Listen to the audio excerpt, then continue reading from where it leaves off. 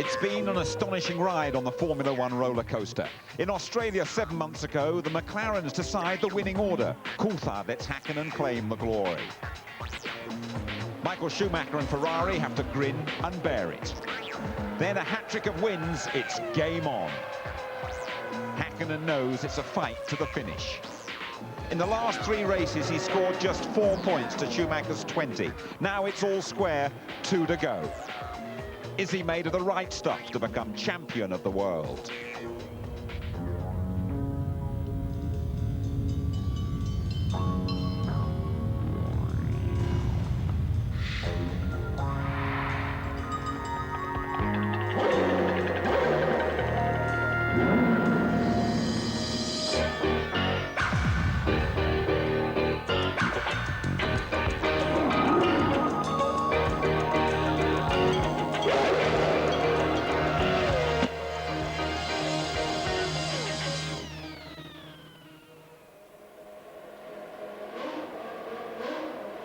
$80 points apiece. Now a shootout over 2 legs. The Luxembourg Grand Prix this weekend, then the Japanese at Suzuka on November the 1st.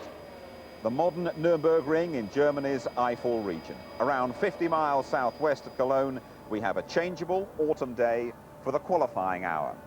Hello there. Welcome to the Nürburgring. So now it's effectively sudden death between Hakkinen, the Finn with the fastest car, and Schumacher, the German, acknowledged as the best of the current drivers. We've travelled the world witnessing this epic struggle that's coming to the boil. More now from James Allen.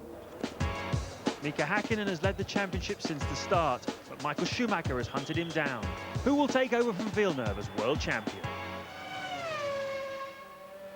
The 1998 McLaren is a revolutionary car, and when it's held together, it's pulverised the opposition, especially in qualifying. But with 11 front row starts, Hakkinen really should have wrapped up the title by now.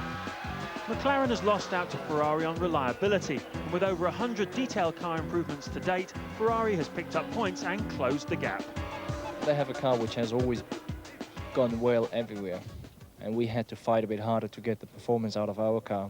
We've been having some non-Finnish Grand Prix this year, which is part of the racing. I mean, you cannot go flat out all the Grand Prix without problems. We're coming for this Grand Prix car which is well prepared, and I'm looking forward to finish the race and to get the maximum work, get the maximum points. Nobody has expected us to be at this time of the season fighting for the championship, and I think that's what makes us strong.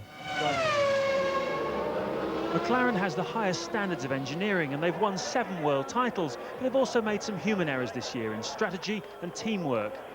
Ferrari has gelled as a team and raised its game to match McLaren. Clever, aggressive strategies are the cornerstone of their championship challenge. I think the McLaren has done fantastic work. Been a really, really good job, and they're really getting their finger out, you know, they're really, really getting good.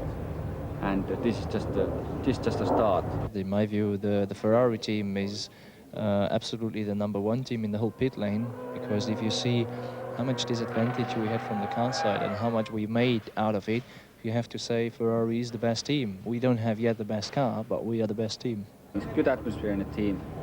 I don't think everybody's nervous or too excited. I think they're just very motivated and they know exactly what they're doing. Hakkinen's blistering pace and 6 mature wins have put him where he is, but he showed signs of feeling the pressure at times. The big question now is, can he keep his nerve and finish the job off? Schumacher has been driving better than ever. He's grabbed 6 wins against the odds, but he's also made some pretty high-profile mistakes, which could cost him dear in the final reckoning. Well, I've had some exceptional races, it's correct, but I have had in the past. As more difficult it is, as more satisfaction you get out of it. I've been in Grand Prix racing such many years, I understood to handle the pressure.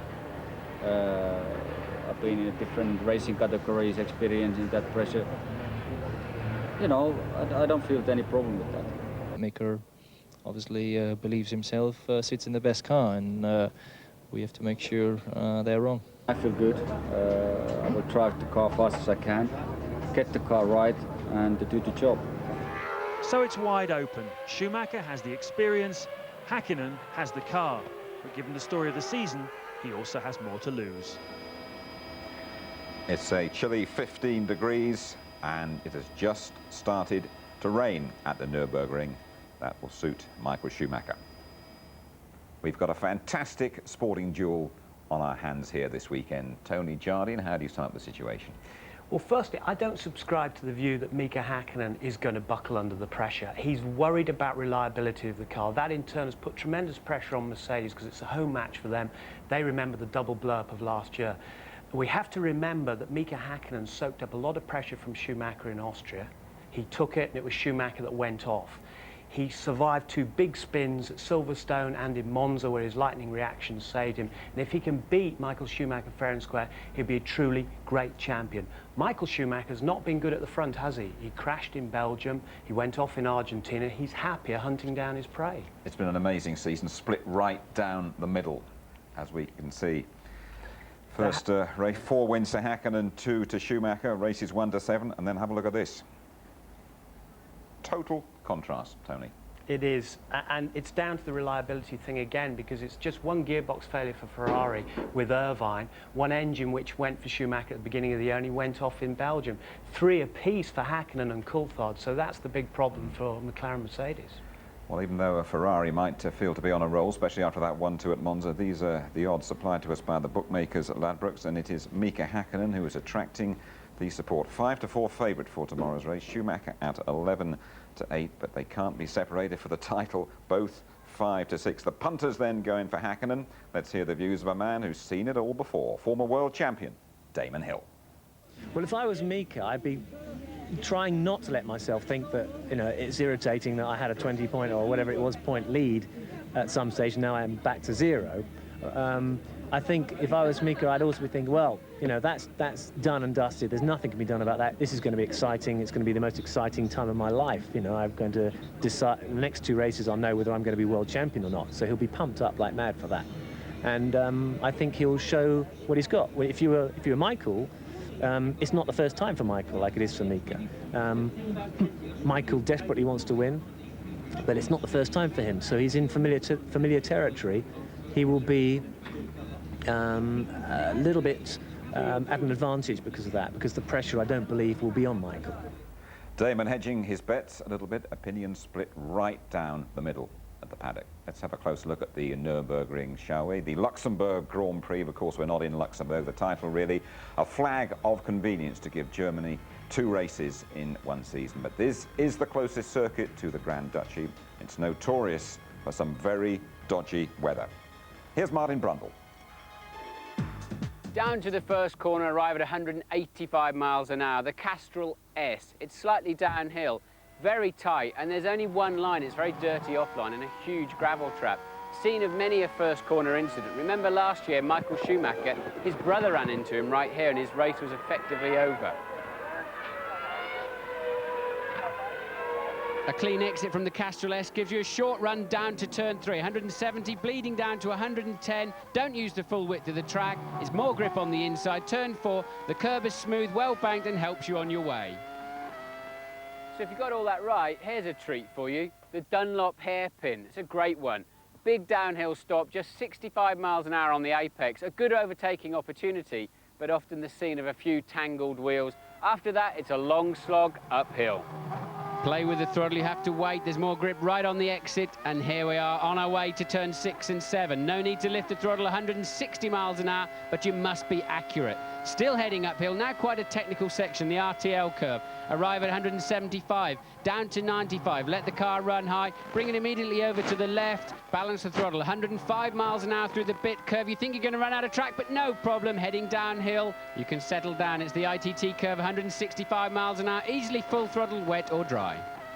Heading uphill slightly again now, cruise in here about 180 miles an hour and jump heavily on the middle pedal, the Vidal chicane. It used to be very fast, but was deemed dangerous. Michael Schumacher, one of the main instigators to have it slowed down to just 60 miles an hour there. Coincidentally, he's very good in this type of corner. He's good on the brakes, last of the late breakers. He's overtaken a lot of cars here. An overtaking opportunity into Coca-Cola curve if you surprise somebody, but there's only one line out, 70 miles an hour on the apex, and you run very, very wide. It amazes me to look at this. Curb, grass creek, drains. We put our pristine Formula One cars over this in the name of corner exit speed to hurtle down that pit straight one more time. If you want to make your Formula One car go faster around the new Nürburgring, then you have to improve the balance, make the front and rear slide the same, and the overall level of grip. Now, a key part of that is underneath the car, something you won't see unless it's having a huge accident. We've got one here for you. It's off of a Stewart. This huge plan area of carbon fibre with a Jabrock plank in the middle. It's partly covered up because the teams are very sensitive about how the aerodynamics are underneath. Now, you need to keep this a very consistent distance from the ground to make the aerodynamics stable. And that's just 1/4 of an inch at the front and 1/2 an inch at the rear. And in fact, over undulations, often it touches the ground. And that's why they put these skid blocks in here to control the wear rate. So if you can keep the aerodynamics consistent, then the driver will have a lot more confidence. Thank you, Martin. Well, Johnny Herbert will be in one of those Stewarts next season. He's in a Sauber for qualifying. He talks now to James. Well, Johnny, a bit of a strange moment there when we had a few spots of rain. What will it have done to the track?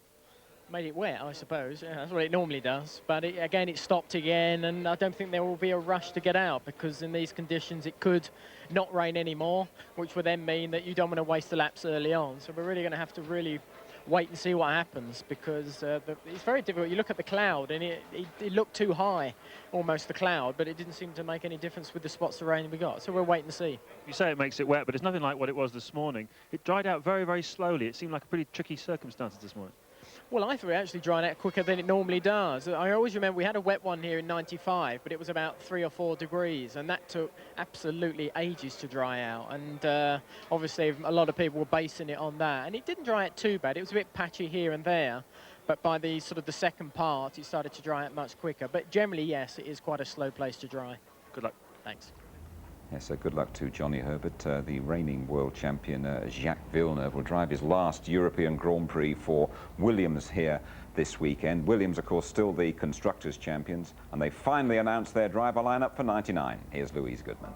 The worst-kept secret in the paddock is finally official. Williams have confirmed IndyCar champion Alex Zanardi and Jordan incumbent Ralf Schumacher for 1999. Plans are shaping up at BAR too, where McLaren test driver Ricardo Zonta looks set to join outgoing world champion Jacques Villeneuve. But there's confusion about the future of former Jordan designer Gary Anderson. He's believed to be talking to Stewart Grand Prix. We are certainly recruiting a new chief designer. I can't discuss at the moment who we're in serious discussions with, because there's lots of reasons for that. The reasons being that Anderson is also said to have held discussions with Arrow's boss Tom Walkinshaw. The main focus may be on the drivers this weekend, but there's all to play for in the Constructors' Championship too. McLaren lead Ferrari by 10 points, and there's a battle royal raging behind the top pair. Just 2 points separate Williams, Benetton and Jordan. The coveted third spot could be worth up to $20 million in sponsorship deals, prize fund and merchandising revenue, so there's more than just honour at stake. And finally, the Goodyear technicians held a poignant photo call before the tyre company finally bows out of Formula One at the next race. Be very sad to see Goodyear go. Tony, just briefly, they have helped Ferrari immensely. They have, and they're old mates of mine. That's how I started in Grand Prix racing, fitting the old Goodyear tyres and taking the tyre temperature and everything. Ferrari are trying to get them to stay. Last Thursday, finally, Goodyear said, no, we're not staying, we're definitely pulling out of the sport. But they've done such a tremendous job, and turnaround shows their years of experience. They had something like about 12 to 15 compounds to choose from just for here, so they'll be strong. Well, there we are. Those are the conditions for the qualifying hour. A little bit of rain around, not as much as we've had through the night, but I get the impression, listening to Johnny Herbert, the cars won't exactly be rushing out. We'll see, though, when you rejoin us. Wir haben mittlerweile die zweite Jahreszeit am heutigen Tag. Die Sonne kommt wieder raus, also es wird sich noch ein bisschen abwechseln. Deswegen freuen wir uns besonders auf das spannende Training. Das gilt auch für Christian Danner und Heiko Wasser.